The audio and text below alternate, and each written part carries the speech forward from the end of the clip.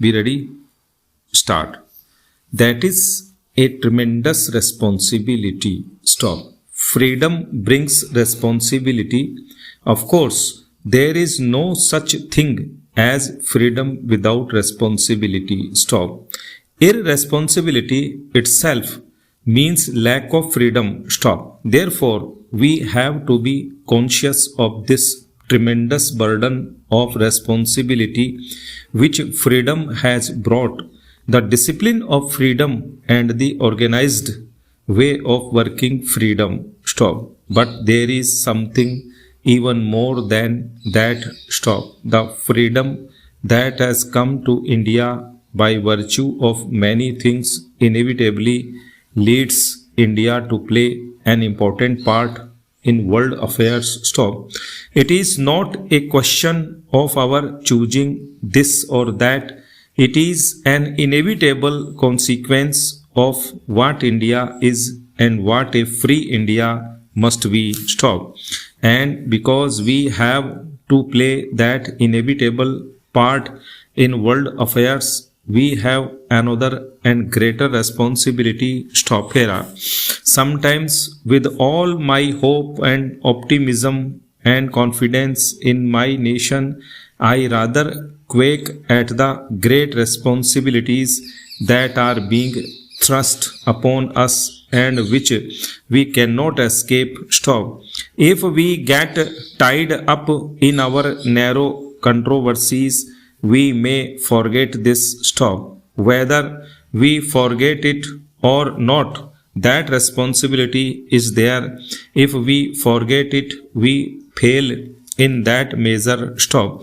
Therefore, I would beg of this House to consider these great responsibilities that have been thrust upon India and on us in this House, because we represent India in this as in many other spheres, and to work together in the framing of the Constitution, always keeping that in view, for the eyes of the world are upon us and the hopes and aspirations of a great part of the world are also upon us. Stop. Here.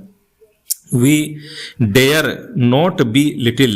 If we do so, we do an ill service to our country and to the hopes and aspirations of other countries that surround us. Stop. It is in this way that I would like the House to consider this Constitution, first of all to keep the objectives resolution before us and to see how far we are going to act upon it, how far we are going to build up, as we said in the resolution, an independent sovereign republic where in all power and authority of the sovereign independent India, its constituent parts and organs of government are derived from the people, and wherein shall be guaranteed and secured to all the people of India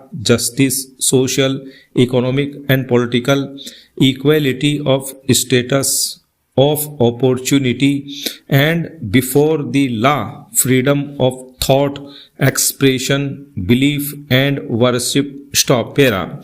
The House will remember that when I brought the motion of the objectives resolution before this House, I referred to the fact that we were asking for, or rather we were laying down, that our Constitution should be framed for an independent sovereign republic. Stop.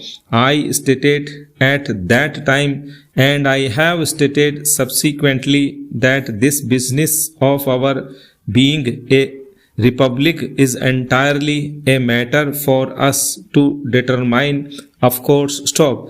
It has little or nothing to do with what relations we should have with other countries, notably the United Kingdom or the Commonwealth that used to be called the British Commonwealth of Nations. Stop.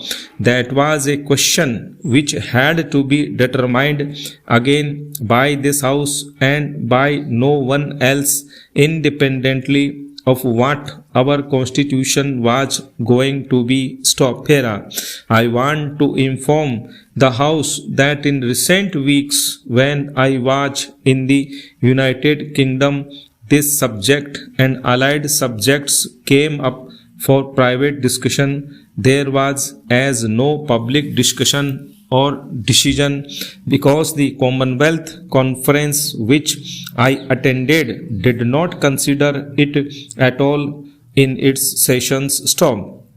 Inevitably, these were private discussions because it is a matter of high moment not only for us but also for other countries as to what, if any, relation we should have, what contacts, what links we should bear with these other countries. Invariably, the first thing that I had to say in all these discussions was that I could not, as an individual, even though I had been honored with the high office of Prime Ministership, I could not in any way or in any sense commit the country nor even the government which I had the honor to represent. Stop. This was essentially a matter which the Constituent Assembly of India alone could decide. Stop. Era. I made that perfectly clear. Stop. Having made that clear, I further drew their attention to the objectives resolution of the Constituent Assembly. Stop. I said it was of course open to the Constituent Assembly to vary that resolution as it could vary everything else. Stop. Because it was sovereign in this and other matters. Stop.